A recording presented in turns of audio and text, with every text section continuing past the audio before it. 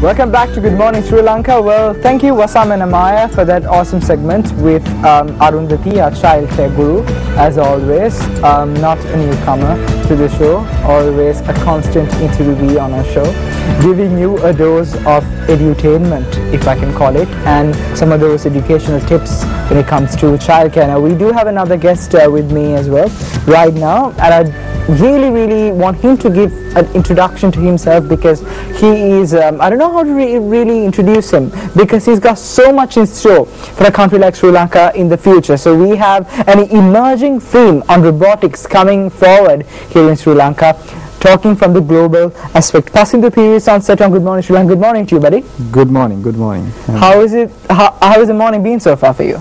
Well, it's been great. Are you a morning person? Well, kind of, but you know, when I have late nights, tend to sleep a bit more. But you want to go partying now with your friends, I guess. Yeah, cool. All right, so tell us your story. We always ask this question on Good Morning Sri Lanka, all right, where we have people like you. What's your story? What has led you right onto this spot here? Well, I mean, I just returned back. I mean, I was studying in the UK for 4 years, you know, and got back to Sri Lanka last year, and you know, trying to do something good for the country. You graduated from the University of Bristol, UK, with a bachelor's? Yes, yes, that's right. So talking about your education background as well? Yeah, so my bachelor's was in mechanical engineering, and it was a 3-year degree. And then what I did was I moved on to the field of robotics for my master's, and that was due to the, I mean, from my, you know, everything that led on to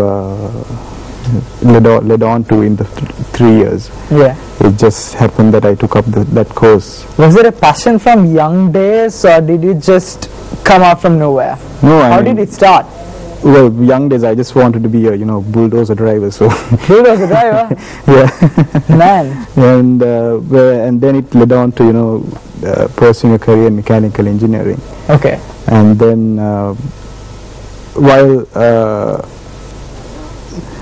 being at university, I always, you know, wanted to do things differently, and always was looking at new things.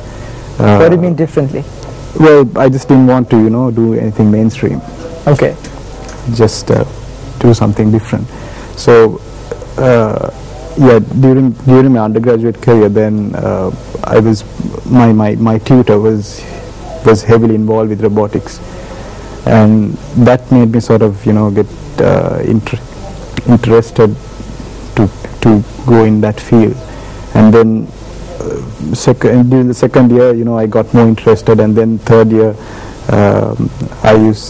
what I did was I said I want to work with him, and then, you know, he gave me one of his research projects to do.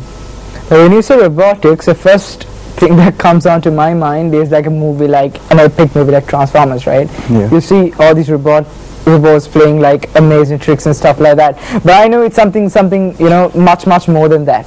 It goes on to technical stuff. It's something much more than a normal lay person can't understand. There's so much of hard work going into it. I know that you had the passion from the beginning, and in Sri Lanka especially, taking in a local context, this is not a topic where you talk much, No. but only when it comes to movies, as I said before. Do you see, as I mentioned the fact that this is an emerging theme as well, so do you see it going somewhere different maybe in the next 5 to 10 years in Sri Lanka, or how is it right now in Sri Lanka, the standards when compared to the global context? Well, probably, I mean, it's just that Sri Lanka needs people who study in robotics. So I think the local universities, they have incorporated a robotics module in the mechanical engineering degree.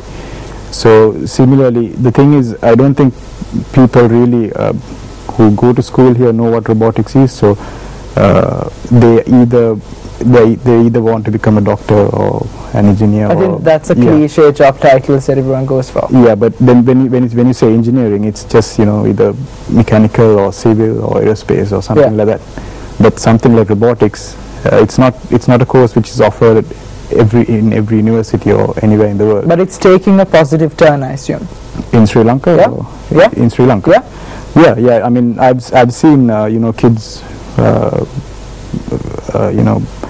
taking part in competitions, small things, but not it's not in the context as how it is in the UK, right? So, but yeah, there is some sort of introduction into robotics in local universities and other universities in the country. If I may ask, what's the best country to get the best exposure from in this field? Because right now, still we're developing into that arena where you could actually say this is, we're in that zone where we could consider this field to be a favorite field for many of the students to take on. But you studied in the UK, so I'm assuming that you were more open to it. But what are the other countries? Well, US has a lot of research done in robotics, and so does Japan. And in the UK, I happen to work in one of the largest robotics lab in the country. Okay. It's probably one of the largest in Europe. And US, there's a lot of scope, and US and Japan. All right. So is Sri Lanka in par with the world maybe in the future? I'm sure, yeah. And what do you mean? It's a similar question, but I'm asking, in the long term, in your base of vision, do you think we have the potential to create some, do we have those kind of people like you perhaps? Do we have that? Because I think that is an important question. Yes, I mean, there is. I mean, undiscovered talent maybe. Yeah, I mean, it's just that people, they do a degree in robotics or something similar, but the thing is, because there is not a proper job for their qualification, they don't, not that they don't further, they don't come back here, they just keep working there, or they find a job there, or they just keep doing research there. Okay. So I know a couple of friends who have done that.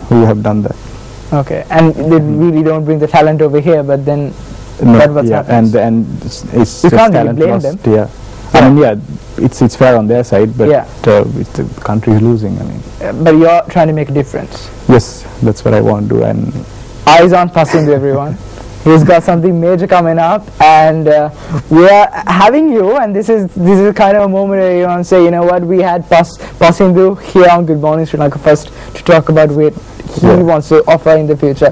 Well, it's time for us to take a short break, but we'll be back and we're going to talk about more stuff that he's going to be talking about when it comes to robotics. Stay tuned on Good Morning Sri Lanka. Welcome back on Good Morning Sri Lanka. We've got Pasindu Piris, the Robo Guy. That's how I can introduce him. Well, Pasindu has started up his own restaurant called QSR type, the quick service restaurant, with his own brother.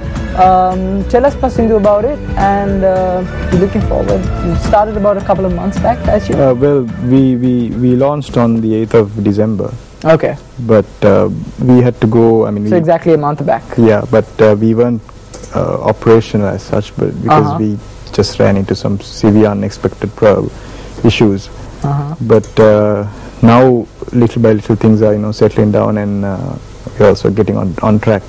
All right. So what is QSR? Yeah. So QSR stands for Quick Service Restaurant. What we are trying to do is we are trying to promote health food, and that's something which Sri Lanka really needs. Because when I was in the UK, I used to, when I took my meals, I used to know exactly what went inside my body, how much, the nutritional values, everything. But when I came back here, I didn't find that. So, and with all these complications people have, like with diabetes, heart attacks, strokes, and things like that. What I thought was something like this is very it's an essential thing people need. So so what we are trying to do is, again, promote health food. So we make we make sandwiches and subs in front of the customer, and everything what we serve, all the subs and the salads, everything what we serve, we give in all the nutritional information. So you know how much of calories, how much of fats, how much of proteins. Yeah. So to make a sandwich, how long is it going to take? Because if you're making it in front of the customer, it will take some time, I assume. It takes usually between 3 to 4 minutes. So okay. when so in short, it won't annoy the customer at all. No. So I mean, it's like this. So you come to the counter and you choose the bread you want, whether it's so it's highly personalized as well. Yeah. Okay. You choose the bread you want, and then you just tell the sandwich artist, I want this meat, and then you can select the salads, the sauce you want to go in, and it's like the chat we're having now. So you just sort of have a chat with the sandwich artist, and get your sandwich made by him then and there. Okay, well, that's good to hear. Any goals for the company in the future? Well, I haven't, from the days I was back at I never used to set goals, because if you don't achieve them, you become sad. So what I do is we work. The first CEO to ever say that. No. But what I do is I have a system. Okay. And what is that? It's a lot of things. So the aim is to give Sri Lanka a new thing, and the main priority is the health factor. Yes, health factor. I mean, because we as a company, we care for what we care for. We as Sri Lanka, we should care for our own people. So if the country is having a problem, we, rather than bringing anything, something like an international franchise from somewhere else in some other country, rather than bringing it here, we have good talent in this country. We want to use that and serve our people. So that's our aim. Tying with what we're talking about, we could actually assume in the future that robots will be flying around with your plates and stuff. Probably you never know. Yeah. There are things. 2030, here we come. there are robots that are controlled, to serve a plate up to the. Right now. Yes. Being tested, or is it on? I'm not entirely sure if it's testing phase or not. It's probably it's in testing phase. But if you go on YouTube and just have a search, yeah, probably you would find that video which I saw. Okay. Yeah.